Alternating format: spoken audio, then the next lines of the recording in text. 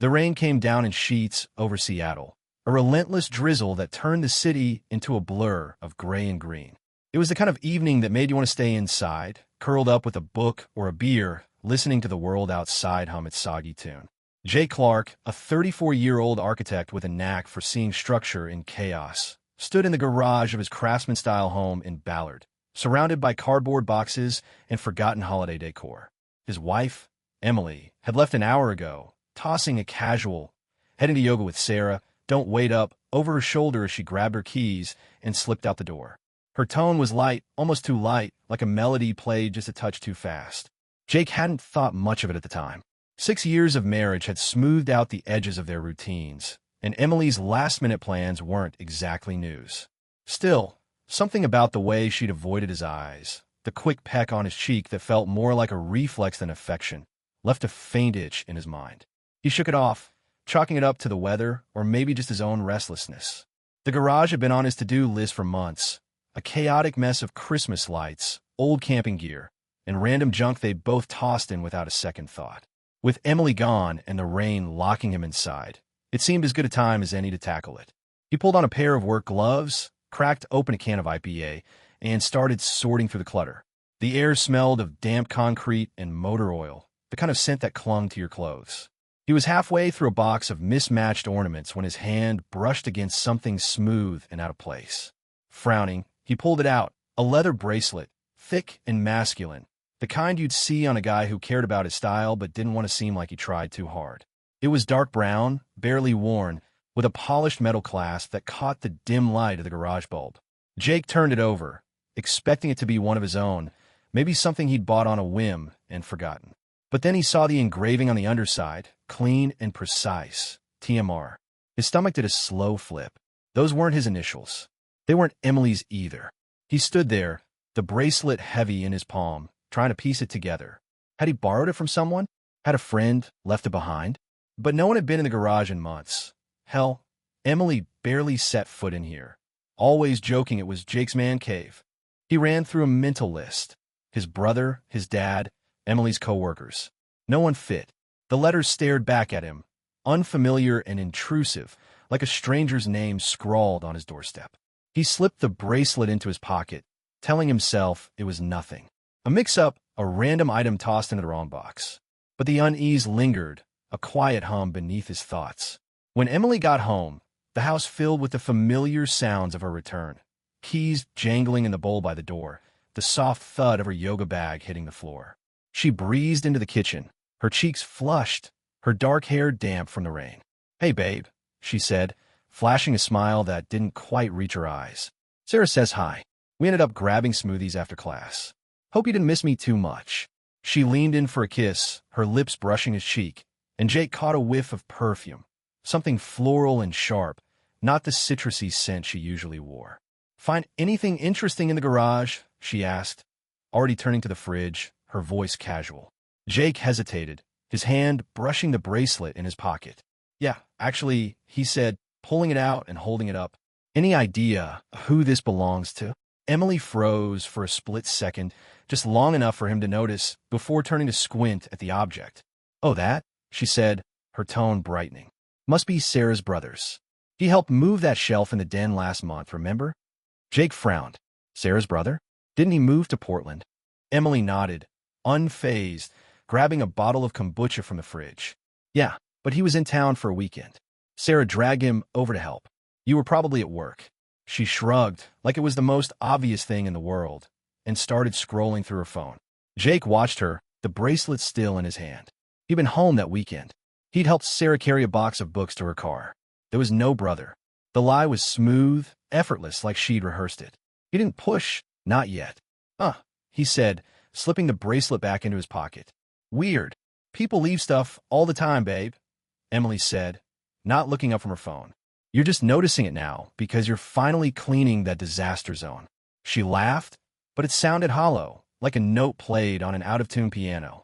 Jake forced a smile, but his mind was racing. The bracelet wasn't just a random trinket. It was personal, expensive, the kind of thing someone didn't just forget. And those initials, TMR, they didn't belong here. Not in his garage, not in his life. That night, as Emily scrolled through Instagram in bed, laughing at some reel about overpriced coffee. Jake lay awake, staring at the ceiling. The rain had stopped, but the silence felt heavier, like the air before a storm. He didn't know it yet, but that bracelet was the first crack in the foundation of everything he thought he knew. It wasn't just an object. It was a question, one he wasn't sure he wanted the answer to. But once the question took root, there was no going back. Something was wrong, and for the first time in years, Jake realized he didn't fully trust the woman sleeping beside him. The Seattle rain had softened to a mist by the next morning, cloaking the city in a damp haze that mirrored the fog in Jake Clark's mind. He stood at the kitchen counter, mechanically stirring cream into his coffee, the bracelet from the garage now tucked into a drawer like a secret he wasn't ready to face. Emily was already up, humming as she laced her new running shoes, sleek, neon green, a stark contrast to the dusty pair she'd ignored for years. Heading out for a quick jog, she called, adjusting her ponytail. Need to clear my head before work. Her smile was bright, but Jake caught the way her eyes darted to her phone, which she slipped into her armband before heading out the door. The same phone that now went everywhere with her, even to the bathroom, its screen lighting up with notifications she dismissed too quickly. Jake sipped his coffee, the bitter taste grounding him as he replayed last night's conversation.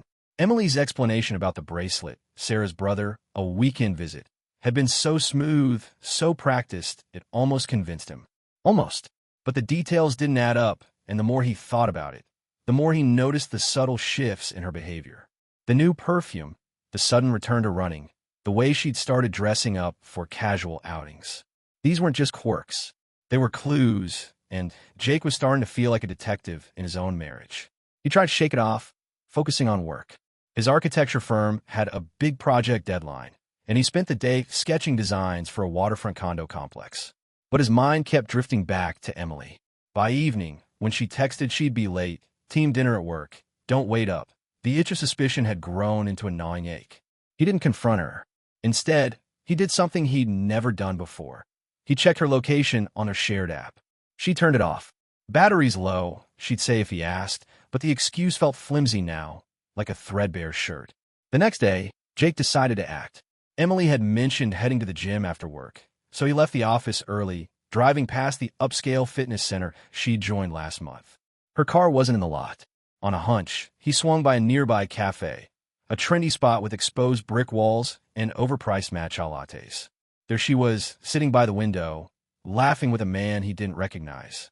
He was lean, mid-30s, with a sharp jawline and a leather jacket that looked too polished for a casual coffee run. Emily leaned forward, her hand brushing his as she spoke, her smile the kind she used to save for Jake in their early days. He didn't go inside. He sat in his car, heart pounding, watching them until they left, Emily hugging the man before driving off. That night, she came home glowing, her gym bag slung over her shoulder. Tough workout, she said, kissing his cheek. Jake nodded, but his eyes lingered on her bag.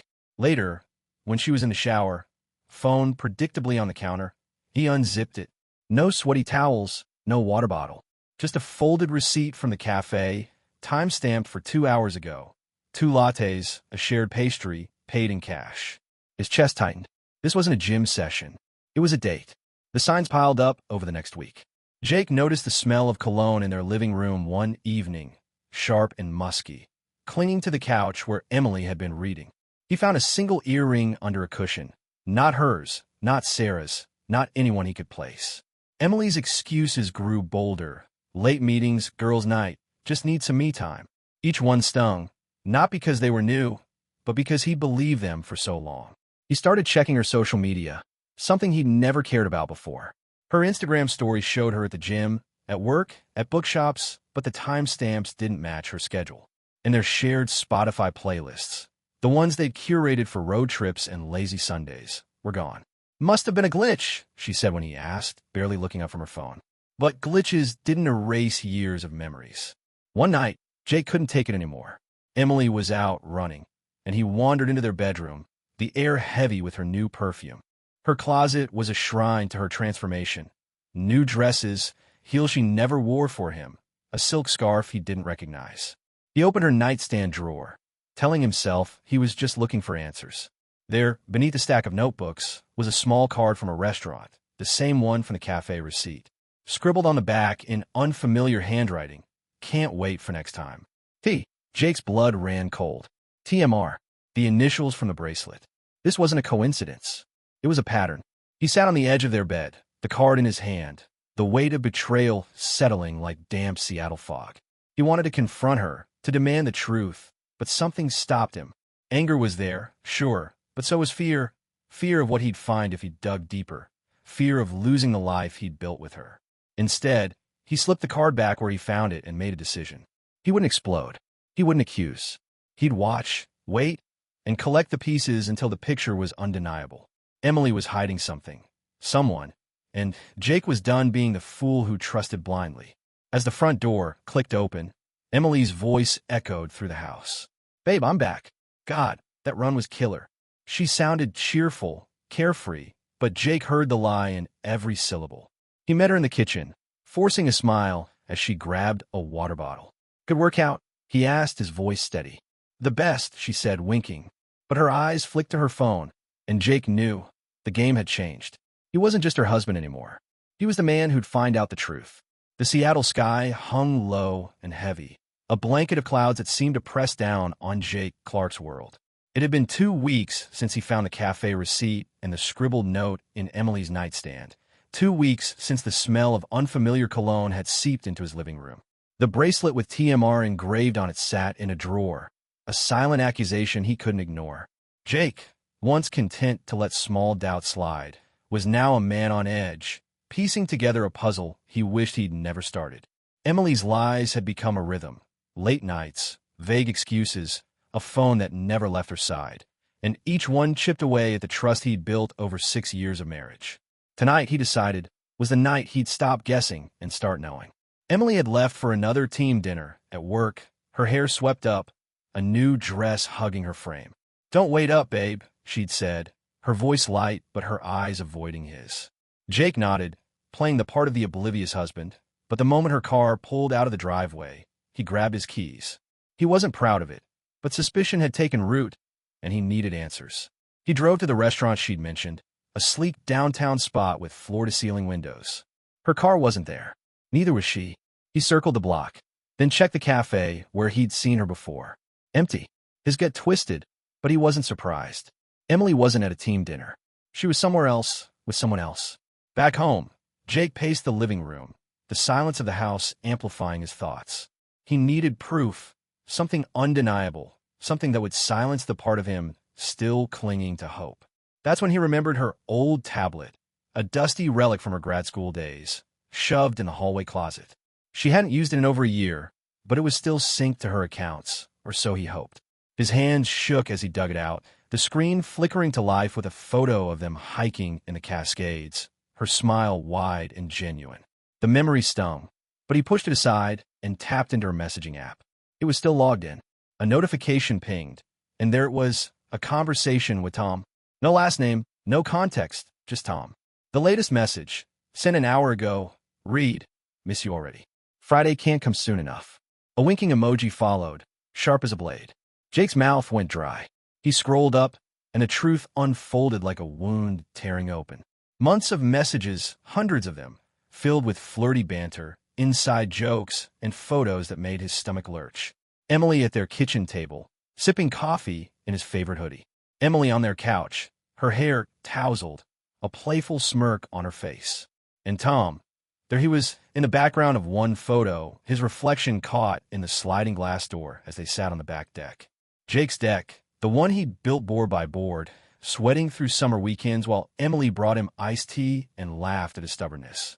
The timestamps told a story of their own. Team dinners that aligned with cozy nights at Tom's place. Gym sessions that were really coffee dates. One message, dated 3 weeks ago, hit like a punch. "He's so caught up in his designs, he doesn't even notice when I'm gone." Another from Tom. "Your place or mine this weekend?" Emily's reply, "Yours." Easier to avoid questions. They'd been in his house, too. A photo showed Tom sprawled on their living room rug, a wine glass in hand, the same rug where Jake and Emily had once stayed up all night watching old sci-fi movies. The betrayal wasn't just emotional. It was territorial, a violation of the life he'd thought was theirs. Jake's hands trembled as he scrolled further. They'd joked about him. He's probably reorganizing the garage again, Emily wrote once, followed by a laughing emoji. Good. Keeps him busy, Tom replied. The bracelet, it had to be Tom's. TMR. Tom something R. The initials clicked into place, and with them, the weight of her deception. She hadn't just lied about one night or one mistake. She'd built a parallel life, one where Jake was a background character, a prop in her carefully curated story. He didn't cry. He didn't yell. Instead, a cold clarity settled over him, like the moment before a storm breaks. He opened a browser on his laptop and started saving everything. Screenshots of messages, photos, even a voice memo where Emily giggled about a close call when Jake came home early. He backed it all up to a private cloud folder, his architect's precision guiding him. This wasn't about rage. It was about evidence, about building a case so airtight she couldn't talk her way out. He printed a few key pages, the worst of the messages, and tucked them into a manila envelope. The paper felt heavy, like it carried the weight of their entire marriage. When Emily came home, she was humming, her heels clicking on the hardwood. Hey, babe, she said, tossing her purse on the counter. Dinner was fun, but I'm beat. She leaned in for a kiss, but Jake turned away, pretending to rinse a glass. Everything okay? She asked, her voice still light, but with a hint of caution. Just tired, he said, his tone flat. She didn't push, just grabbed her phone and headed upstairs, the shower hissing moments later. Jake stood in the kitchen, the envelope hidden in a drawer, his mind racing. He could confront her now, shove the proof in her face, watch her scramble. But that's not what he wanted. Not yet. He wanted her to feel secure, to think she'd gotten away with it. Because when the truth came, it wouldn't be a fight, it would be a reckoning. As he lay in bed that night, Emily's steady breathing beside him, Jake stared into the dark. The woman he'd loved, the one he'd planned a future with, was a stranger. And Tom, whoever he was, had walked through Jake's life like it was a stage set, touching what wasn't his. The rain started again outside, a soft patter against the window. Jake didn't sleep. He was already planning his next move, and it wouldn't be loud or messy. It would be deliberate, like the lines of a blueprint, every detail in place. The Seattle dawn broke gray and quiet, the kind of morning that felt like the world was holding its breath. Jake Clark sat at the kitchen table, a cooling mug of coffee in his hands, the manila envelope of evidence hidden in a drawer nearby. The house was still, but his mind was a storm of clarity. Last night's discovery on Emily's tablet, months of messages, photos, and lies with Tom, had shattered the last of his illusions. His wife of 6 years wasn't just distant. She was living a double life, one where Jake was a footnote, a man too busy with blueprints to notice her betrayal. But he'd noticed now, and he wasn't going to scream or break things. His response would be surgical, lawful, and final. Emily slept upstairs, oblivious to the shift in their world. Jake had spent the night planning, not out of anger, but with the precision of an architect drafting a building that wouldn't collapse. He started early, before the city woke. First, he packed her things. Not everything, just the essentials she'd miss most. Her favorite leather boots, the emerald dress she wore to their anniversary dinners, her overpriced skincare bottles, and the silk scarf her sister had given her last Christmas. He folded each item carefully, placing them in a sleek black suitcase, the one she'd bought for their trip to Portland years ago. He left behind anything replaceable, socks, old t-shirts, the generic stuff she could buy anywhere. This wasn't about cruelty. It was about sending a message. You don't belong here anymore. Next, he reset the house. He changed the smart lock on the front door, generating a new code she'd never guess. The garage keypad got a new pin. He reconfigured the Wi-Fi, wiping her devices from the network. Their shared car, a hybrid they bought together, was another step. He disabled her smart key access through the app, ensuring she couldn't drive it. The garage door wouldn't open for her either. He'd made sure of that. He logged into their joint accounts, Netflix, Amazon, even the grocery delivery service, and removed her email permissions. He didn't touch their bank account. That could wait for a lawyer. This was about control, about reclaiming the space she'd violated with Tom's presence. By 6 a.m., Jake was done. He printed one final page, a short note, no more than a paragraph. Emily, I know about Tom. The proof is in the envelope. This isn't a discussion. Your things are by the door. Leave. He folded it neatly and placed it on her pillow, the envelope tucked beneath. The suitcase stood by the front door like a sentinel, waiting for her to see it. He sat back at the kitchen table, sipping his coffee, the silence of the house now a canvas for what was coming. Emily woke at 7:15, her footsteps soft on the stairs. She appeared in the kitchen doorway, yawning, her hair a messy bun, wearing one of his old sweatshirts. "Morning," she said, rubbing her eyes. "You're up early. Everything okay?" Jake looked at her, struck by how normal she seemed, how untouched by the wreckage she'd caused. "Just couldn't sleep," he said, his voice steady. She nodded, oblivious, and started making a smoothie, the blender's hum filling the space. "Gonna grab my phone," she said, heading upstairs. Jake waited, his heart a slow, steady drum. 30 seconds later, her footsteps stopped. Then a sharp, "Jake?" Her voice was confused, then urgent. "Jake!" She came down, the note clutched in her hand, her face drained of color. "What is this?" she demanded, holding it up like it might burn her. Jake met her eyes, unblinking. "You know what it is." Her mouth opened, then closed, her composure cracking. "You can't be serious. This isn't.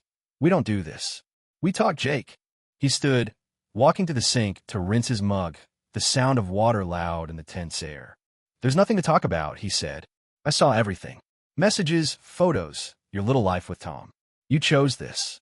Emily's eyes widened, a mix of panic and defiance. "It's not what you think. I didn't mean for. I was just," she trailed off, searching for words that didn't exist. Jake pointed to the suitcase by the door. "Your things are packed. Go." She laughed, a bitter, brittle sound. "You packed my stuff? You're throwing me out?" "Jake, you never saw me. You were always working, always in your own world. You think this is just about Tom? It's about us." Her voice rose, but Jake didn't flinch. "So you fixed it by bringing him into our house," he said, his tone ice cold. "By lying to my face while I paid the bills and fixed the fence. Don't make this my fault." He pulled the envelope from the drawer and held it out. "Want to read the rest? Or are you done pretending?" Emily didn't take it. She stood frozen, the note trembling in her hand, tears welling but not falling. "You're making a mistake," she whispered. Jake shook his head. "You made it. I'm just cleaning up." He grabbed his jacket and walked to the door. "Where are you going?" she called, her voice cracking. "To work," he said without turning. "You need to call a ride." The door closed behind him, not a slam, just a click, final as a lock turning. He didn't go to work. He drove to a park, sat in his car, and let the weight of it hit him. Not grief, not yet, but the strange emptiness of a life upended. When he returned hours later, the suitcase was gone. So was Emily. A post-it on the fridge read, "I'm sorry. I'll call soon." He crumpled it and tossed it in the trash. The next morning, Jake woke to a text from a friend. Saw Emily's post. "You okay?" His stomach sank. He opened Instagram, and there it was, a black and white photo of Emily, eyes downcast, in a hoodie he recognized from their closet. The caption, "Sometimes you have to let go to grow. Healing hurts, but it's worth it. Hashtag self-love, hashtag Movington." Comments poured in. "You're so brave. Proud of you for choosing yourself." Jake's jaw clenched. She wasn't just leaving. She was rewriting the story, painting herself as the victim, him as the cage she'd escaped. He didn't comment. Instead, he created an anonymous account and posted a single line under her photo. Ask her about Tom and the photos from their movie nights. He attached a blurred screenshot, just enough to hint at the truth. Within hours, the comments shifted. "Wait, what's this about? Is this for real?" Emily didn't respond, but by evening, the post was gone. Jake didn't smile. This wasn't victory. It was exposure, the first step in taking back his narrative. The Seattle dawn broke gray and quiet, the kind of morning that felt like the world was holding its breath. Jake Clark sat in the backyard of his Ballard home, the air crisp and sharp, carrying the scent of wet grass and cedar. It had been 3 weeks since he'd left the manila envelope on Emily's pillow, 3 weeks since he'd walked out the door, leaving her with a suitcase and the truth. The house felt different now. Emptier, but not in a hollow way. It was calmer, like a space reclaimed. The envelope, the screenshots, the bracelet with TMR engraved on it. They were gone, tossed in a dumpster along with the post-it Emily had left on the fridge. Jake wasn't holding on to relics of betrayal anymore. He was moving forward, but not without one final step. Emily had texted a week after she left. "Asterisk, can we talk? Please." Asterisk, no apologies, no explanations, just a plea. Jake hadn't responded right away. Part of him wanted to block her and be done, but another part, the part that still remembered the woman he'd married, needed closure, not for her, but for himself. He agreed to meet at a roadside diner halfway between Seattle and Tacoma, a neutral spot with chipped Formica tables and coffee that tasted like burnt promises. He arrived early, the envelope of evidence tucked in his jacket, not because he planned to use it, but because it felt like armor. Emily showed up 10 minutes late, her dark hair pulled back, no makeup, wearing a faded Christmas sweater Jake had given her years ago. She looked smaller, tired, like someone who'd run out of stories to tell. She slid into the booth across from him, her hands fidgeting with a napkin. "Thanks for coming," she said, her voice soft, almost fragile. Jake nodded, saying nothing, his eyes steady. The silence stretched, heavy with everything unsaid. Finally, she spoke. "I messed up, Jake. I know that. I didn't mean for it to go this far." He leaned back, arms crossed. "This far? You mean lying for months? Bringing him into our house? Or posting online like I was the one who broke you?" His tone was calm, but each word landed like a stone. Emily flinched, her eyes dropping to the table. "I was unhappy," she said. "You were always working, always so distant. Tom was just there. It wasn't about love. It was about feeling seen." Jake's jaw tightened. "You felt unseen, so you built a secret life in my home. You don't get to make that my fault." He slid the envelope across the table, not opening it. "You want to see what I found? Messages, photos, your jokes about me. You and Tom on my deck, in my living room. You didn't just cheat, Emily. You erased me." She stared at the envelope, her face unreadable, then pushed it back. "I don't need to see it," she whispered. "I know what I did." Tears welled, but Jake didn't soften. "I'm sorry," she said, her voice breaking. "I never wanted to hurt you." He shook his head. "You didn't want to get caught. There's a difference." He stood, dropping cash for the coffee. "We're done, Emily. Don't call again." She didn't follow as he walked out, the diner's bell jingling behind him. That silence was their final goodbye. Back in Seattle, Jake cut ties completely. He changed his number, blocked her on every platform, and hired a lawyer to start divorce proceedings. The house, once their shared dream, felt like a museum of a life that no longer existed. He listed it for sale, the for sale sign a quiet declaration of his fresh start. He moved into a loft downtown, closer to his architecture firm, the city's pulse a reminder that life went on. He started running again, not to chase anything, but to feel his lungs burn, to feel alive. He volunteered at a local shelter, helping rebuild their community garden, finding purpose in small acts of repair. Emily's world, meanwhile, unraveled. Jake's anonymous Instagram comment had sparked a firestorm. Friends who'd praised her healing post began asking questions, and the truth, leaked screenshots, whispered rumors, spread like wildfire. She lost her job at the marketing firm. Her boss, a stickler for reputation, didn't take kindly to the scandal. Mutual acquaintances stopped inviting her to brunches and happy hours. Jake heard through a friend that she'd moved to a small apartment in Renton, living alone, her social media accounts now private. He didn't gloat. Her downfall wasn't his victory. It was just consequence, the natural fallout of her choices.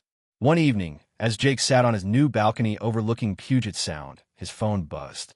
It was his sister, Claire, checking in. "You doing okay?" she asked. He smiled, the first real one in weeks. "Yeah, getting there." They talked about her kids, his latest project, the shelter's garden. She didn't mention Emily, and neither did he. That chapter was closed, not with a bang, but with the quiet strength of moving on. Jake thought about the bracelets sometimes, the TMR that had started it all. He didn't know who Tom was beyond the messages, and he didn't care to. The man was a shadow, a catalyst, not the root of the problem.